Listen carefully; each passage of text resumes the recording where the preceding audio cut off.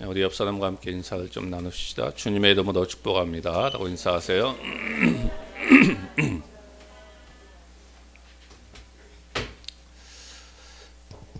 오늘 설교의 제목을 9절 말씀 마지막에 있는 너희의 하나님을 보라, 너희의 하나님을 보라 라는 제목입니다.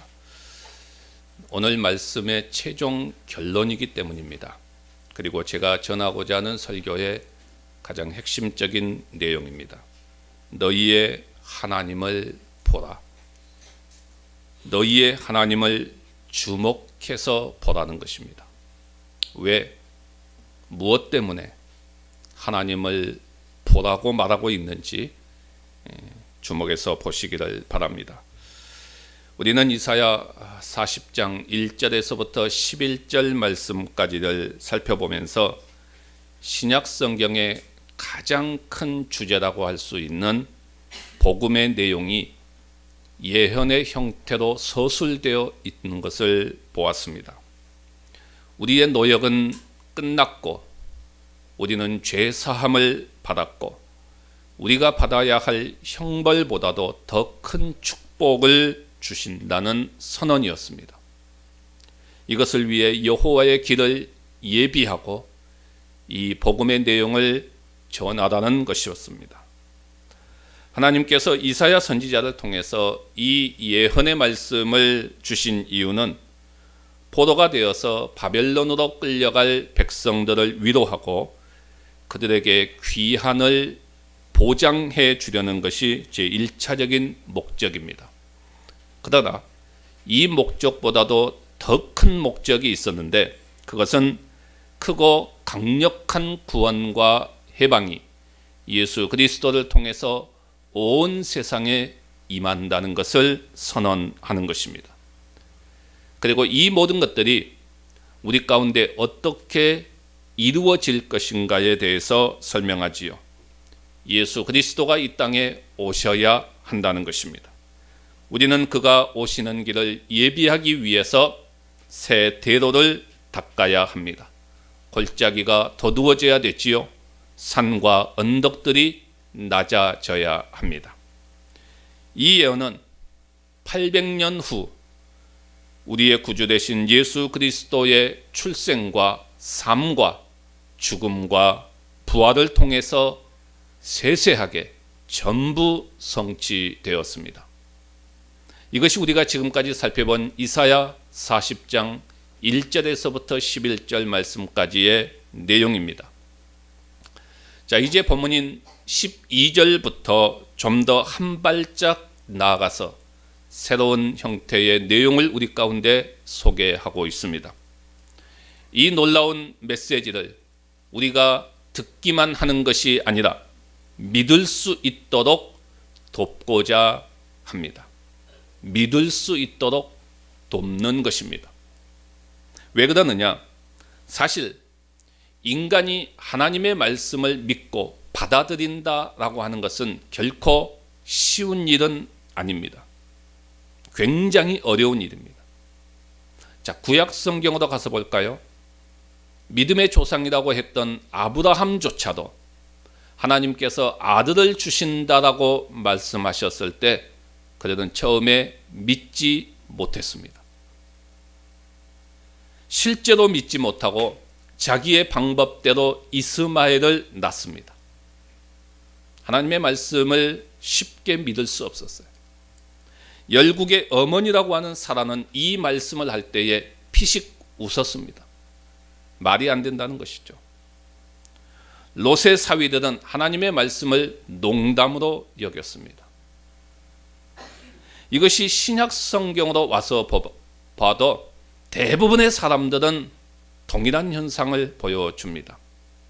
하나님의 말씀 앞에 어떻게 그런 일이 가능할 것인가? 이런 반응을 보이게 되지요. 왜 그럴까요? 너무나 엄청난 일이기 때문이죠. 그런데 하나님은 우리의 이런 연약한 모습을 다 아십니다. 그래서 우리가 이 하나님의 말씀을 믿을 수 있도록 도와주고 있습니다. 너희의 어려움이 무엇이냐? 왜 이 선포를 믿지 못하고 주저하고 있느냐? 도대체 무엇 때문에 이 위대한 메시지를 믿지 못하고 있느냐? 이 문제들을 하나씩 다루어 나가는 것이 오늘 본문의 말씀입니다. 우리가 여기에서 이 본문의 말씀을 주목하는 이유가 있습니다. 그것은 우리가 살아가고 있는 이 세상에 동일한 현상이 나타나고 있기 때문이지요. 모든 것이 복음 안에 다 있습니다. 복음 안에 모든 것이 다 있습니다. 하지만 세상은 믿지 않습니다. 하나님의 말씀을 믿지 않습니다. 극소수만 믿을 뿐입니다. 대부분은 믿지 않지요. 그 이유가 무엇일까요? 여기에 대한 하나님의 도움은 무엇일까요? 하나씩 다루어 보겠습니다. 먼저 첫 번째로 생각할 것은 믿지 못하도록 하는 어려움이 과연 무엇이냐 하는 것입니다. 가장 중심적인 어려움이 있다고 한다면 그것은 복음의 특징과 내용 때문입니다. 너무 좋은 말만 하니까 믿어지지 않습니다. 너무 엄청난 이야기를 하니까 믿어지지 않습니다. 어느 정도 적당한 선에서 이야기하면 믿어질 텐데 동화 같은 발상이에요. 그래서 사람들이 믿지 못합니다.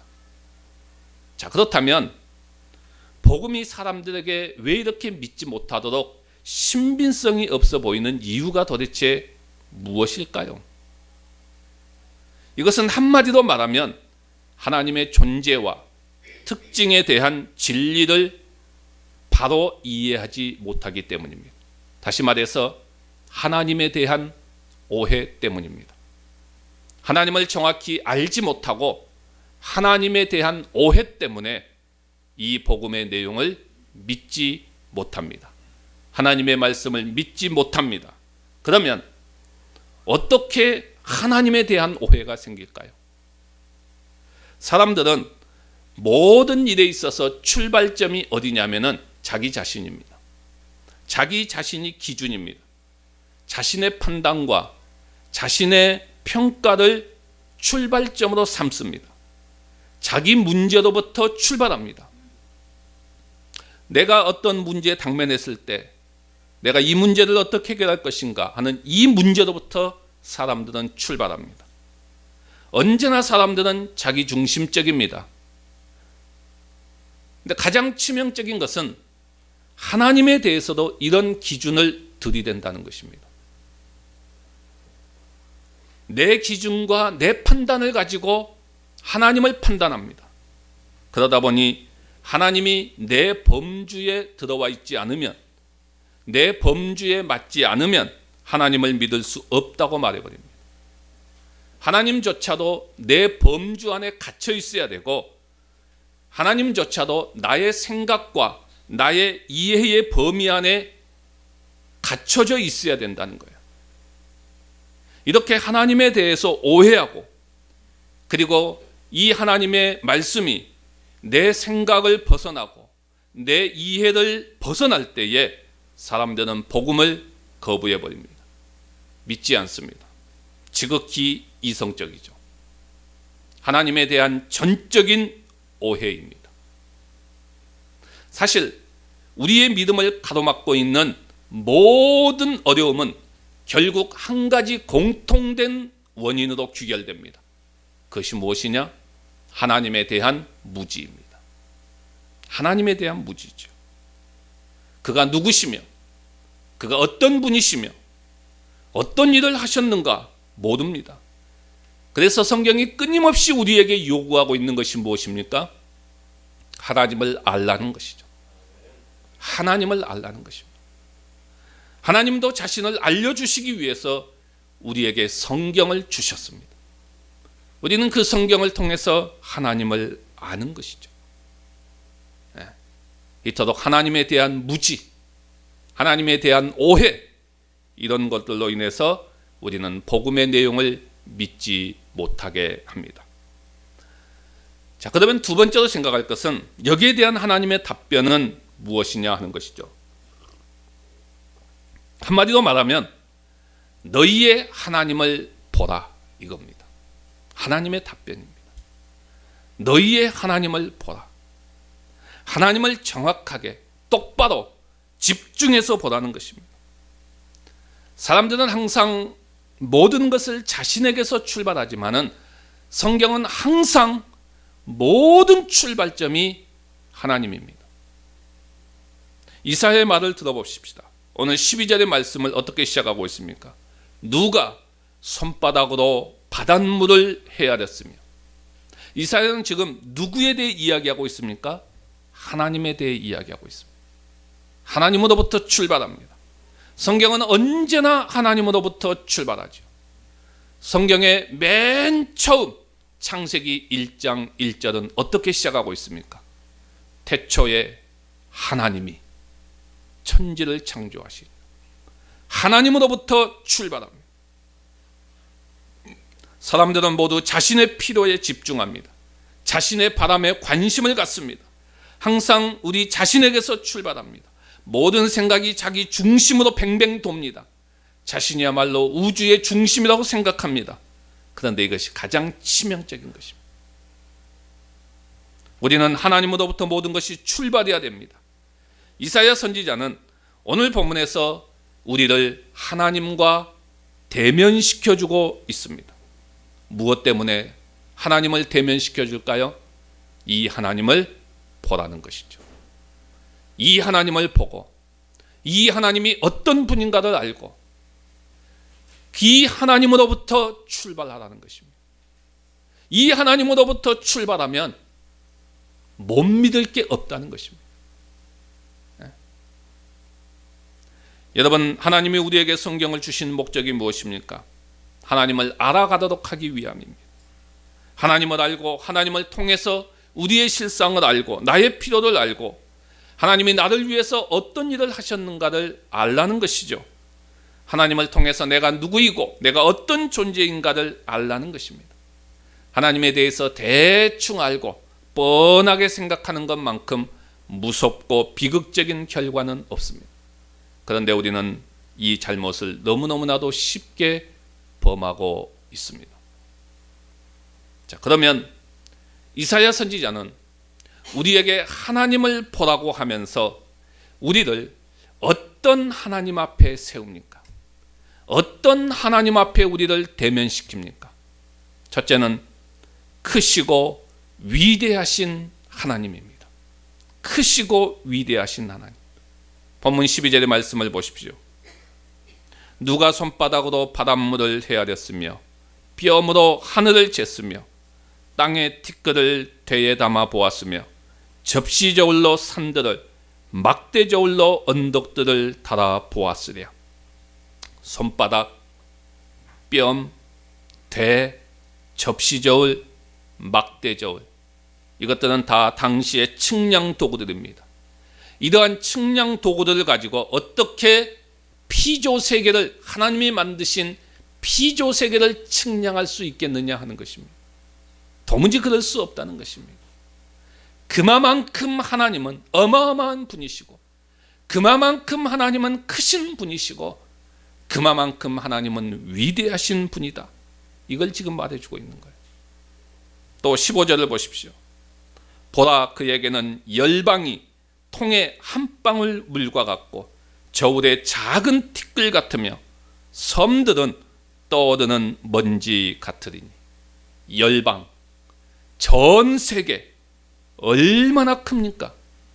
그런데 17절을 보십시오. 그의 앞에는 모든 열방이 아무것도 아니라 그는 그들을 없는 것 같이 빈 것 같이 여기시느니라. 지금 여기서 말하고 있는 이 말씀의 의도가 무엇인지 아시겠지요? 하나님이 얼마나 크고 얼마나 위대한 분이신가를 지구와 우주의 규모를 통해서 우리에게 대면시켜주고 있습니다. 예를 들어서 이렇게 이야기해 보십시다. 우리가 바닷가에 가면은 어마어마한 큰 배가 있습니다. 그렇죠. 입이 떡 벌어질 정도로 가서 보면은 어마어마한 배입니다.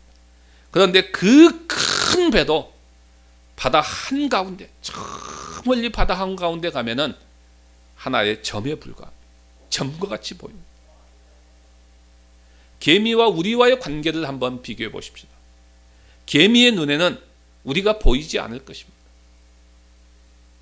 개미는 땅속에 아주 복잡한 아파트를 지어서 생활하고 나름대로 체계적인 집단 생활을 하고 있습니다. 그런 개미의 삶도 우리가 가서 살짝 밟으면 다 무너져 버립니다. 그리고 다 죽습니다. 하나님 앞에서 우리가 그럴 것입니다. 우리 나름대로 국가도 세우고 대통령도 뽑고 군대도 조직해서 전쟁도 하지만 하나님 앞에서는 개미와 같은 존재입니다. 개미와 같은 존재죠. 오늘 본문은 열방이 하나님에게는 이와 같은 존재라고 말합니다. 정확한 측량을 위해서 저울을 청소하려고 위에 쌓인 먼지를 다 털어냈는데 다 털어낸 후에도 작은 티끌 한 점이 남아 있습니다.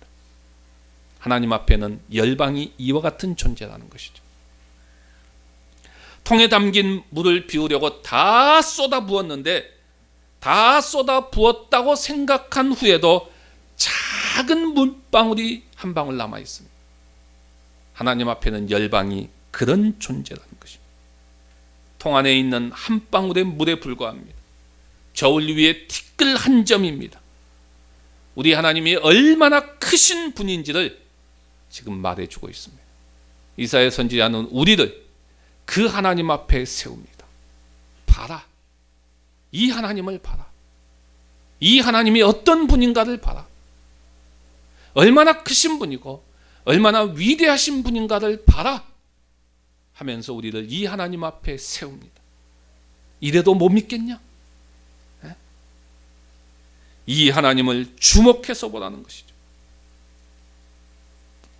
하나님은 존재하는 모든 것을 창조하는 분입니다. 우리는 모두 그분의 손안에 있습니다. 우리가 그를 힘입어 살며 기동하며 존재한다고 성경은 말합니다. 그러므로 우리가 하나님 앞에 엎드렸을 때 우리의 여러 가지 문제들을 생각할 때 이 하나님을 주목해서 볼 수 있어요.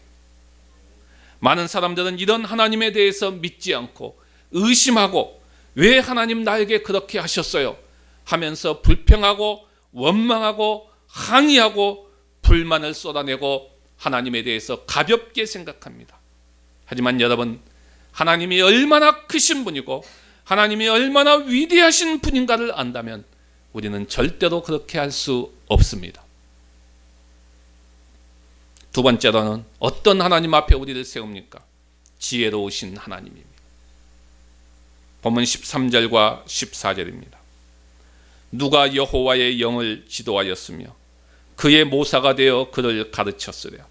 그가 누구와 더불어 의논하셨으며 누가 그를 교훈하였으며 그에게 정의의 길로 가르쳤으며 지식을 가르쳤으며 통달의 도를 보여주었느냐. 과연 이렇게 한 사람이 누구냐? 라고 물으면서 이사야 선지자가 말하고자 하는 의도가 뭡니까? 하나님의 길은 우리의 지각을 훨씬 뛰어넘는 것이다 는 것을 말하고 있습니다. 결국 하나님의 길과 뜻은 우리가 헤아릴 수 없다는 것입니다. 바로 하나님의 지혜를 말합니다. 지혜로우신 하나님 앞에 우리를 세웁니다. 그런데 여러분, 이것이 우리도 하여금 믿지 못하도록 하는 커다란 장애물입니다. 아무리 생각하고 또 생각해도 아닌 것 같아요. 천사가 마리아에게 찾아와서 동정녀 탄생을 말할 때 믿지 못했습니다. 그것이 어떻게 가능합니까? 어떻게 남자를 알지 못하는 내가 잉태할 수 있습니까? 아이를 낳을 수 있습니까? 그때 그에게 돌아온 대답이 무엇입니까? 하나님의 모든 말씀은 능하지 못하심이 없느니라. 하나님의 모든 말씀은 능하지 못하심이 없느니라. 이때 마리아는 주의 여종이 오니 말씀대로 내게 이루어지이다. 여러분, 이게 쉽지 않아요. 쉽지 않습니다. 하나님의 길과 우리의 길이 너무나도 다르기 때문에 오히려 믿지 못합니다. 그러나 우리는 한 발짝 더 가셔야 됩니다. 그것은 이사야 55장 8절에서 9절의 말씀처럼 내 생각이 너희의 생각과 다르며 내 길은 너희의 길과 다른다. 예, 그렇습니다. 달라요.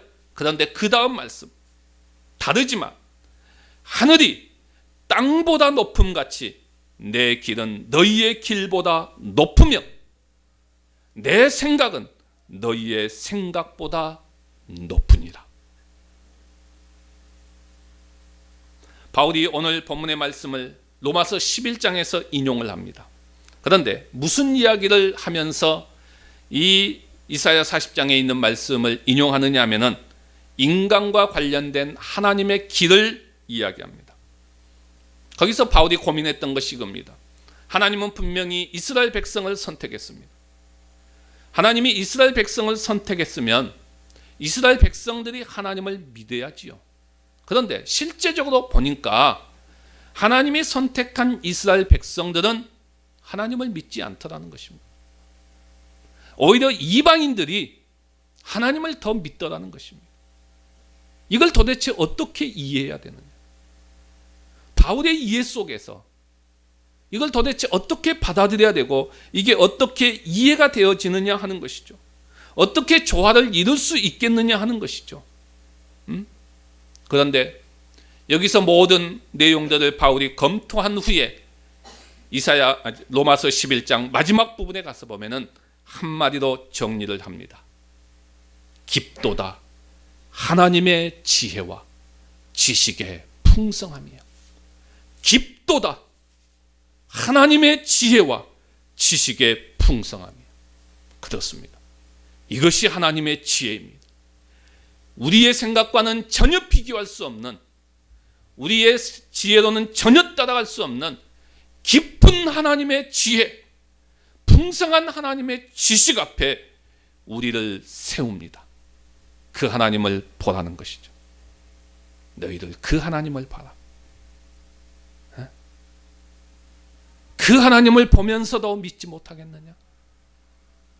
그 하나님 앞에 서서도 너희들 이러쿵저러쿵 하겠느냐? 그 하나님을 보라는 것이죠. 세 번째는 어떤 하나님 앞에 세웁니까? 초월적인 영광의 하나님입니다. 초월적인 영광의 하나님입니다. 16절을 보십시오. 레바논을 땔감해도 부족하겠고 그 짐승들은 번제해도 부족할 것이다. 무슨 의미입니까? 레바논은 큰 산으로 엄청난 나무들이 숲을 이루고 있었습니다. 엄청난, 레바논 하면은 유명한 게 뭡니까? 백향목이죠. 엄청난 백향목들이 하늘을 찌를 듯이 높이 솟아 있습니다. 그런데 이 거대한 나무, 레바논의 백향목을 전부 다 벌목해서 번제단을 쌓아 올려 불을 붙인다 해도 부족하다는 것입니다. 또 레바논에 사는 모든 짐승들을 다 잡아서 하나님께 번제를 드린다 해도 부족하다는 것입니다. 이 의미는 그만큼 하나님의 영광이 뛰어나고 탁월하다는 것을 말하고 있습니다. 이 초월적인 어마어마한 하나님의 영광 앞에 우리를 세웁니다. 그 하나님의 영광 앞에 선 사람들은 누구나 할 것 없이 압도당했습니다. 머리를 들 수 없었습니다. 모세가 그랬지요. 이사야가 그랬습니다. 에레미야가 그랬습니다. 우리를 이 초월적인 어마어마한 영광의 하나님 앞에 세웁니다. 사람들은 질문합니다. 어떻게 그것이 가능하냐? 어떻게 그것이 가능할 수 있느냐? 에? 그게 말이 되는 소리냐? 그게 정말 가능하다고 믿냐? 어떻게 죽은 사람이 부활하고? 어떻게 동정녀 탄생이 일어나고? 에?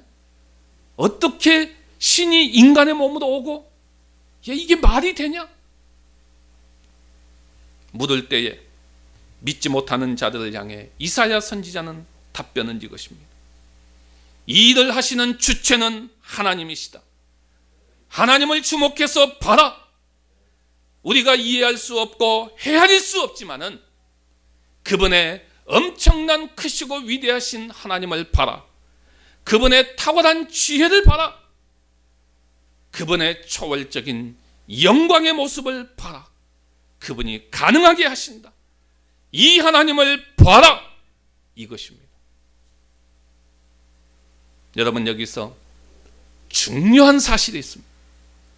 이 크고 위대한 하나님, 지혜로우신 하나님, 영광스러운 하나님이 우리를 상대해 준다는 사실입니다. 여러분, 이것보다 더 감격적인 일이 어디 있습니까? 이 하나님이 하찮은 우리를 상대해 주고 있다는 거예요. 이것이 얼마나 중요한 사실인지 모릅니다. 이 정도의 하나님이면 그래, 너희들 마음대로 살아라. 내가 뭐 너희들 상대할 상대냐? 얼마든지 그럴 수 있어요. 또 하나님께서 설사 그렇게 하면 어떤 사람들은 속 편하다고, 마음 편하다고 그렇게 할지 모르겠지만은 그리스도인들에게는 그것이 가장 비참한 모습입니다. 그게 바로 육이거든요. 내버려 두심. 가장 비참한 모습이에요. 그런데 하나님은 절대로 그렇게 하지 않습니다. 우리의 일거수일투족에 관심을 가지고 계시며 머리털까지 헤아리고 계십니다. 오늘 우리의 모든 것에, 여러분들의 모든 삶에, 우리가 당면한 모든 문제 앞에 이 말씀을 적용할 수 있기를 바랍니다. 우리의 당면한 문제, 이해할 수 없는 일들 앞에서 우리에게 이런 하나님을 보라. 그의 능력을 보라. 그의 지혜를 보라. 그의 영광을 보라. 여기서 답을 얻으시기를 바랍니다. 우리의 모든 전 존재를 하나님으로부터 출발하시기를 간절히 바랍니다. 우리 함께서 하나님 앞에 간절히 기도하십시다. 오늘 정말 우리가 믿지 못하고 주저하고 또 근심하고 걱정하고 살아가고 있는 우리에게 이사야 선지자는 우리를 하나님 앞에 세웁니다. 그 하나님이 어떤 분이신가, 얼마나 크고 위대하신 분이신가, 얼마나 지혜로운 분이신가, 얼마나 초월적인 영광의 하나님이신가를 보여주고 그 하나님 앞에 우리를 세웁니다. 그리고 묻습니다. 그래도 믿지 못하겠느냐? 이래도 믿지 못하겠느냐? 이래도 걱정할 것이냐? 이래도 근심할 거냐? 이래도 그렇게 살아갈 거냐? 묻습니다. 여러분, 어떻게 대답하시렵니까? 여러분들의 삶 속에 오늘의 말씀을 어떻게 적용하시겠습니까? 이 말씀 붙들고 우리가 이 크신 하나님을 붙들고 지혜로운 하나님과 함께, 초월적인 영광의 하나님과 함께 우리의 인생을 멋있게 달려가는 그런 우리의 모습들, 당당하게 삶을 살아가는 그런 우리의 모습들이 되기를 소망하며 이 시간 우리 다 같이 통성으로 하나님 앞에 간절히 기도합니다.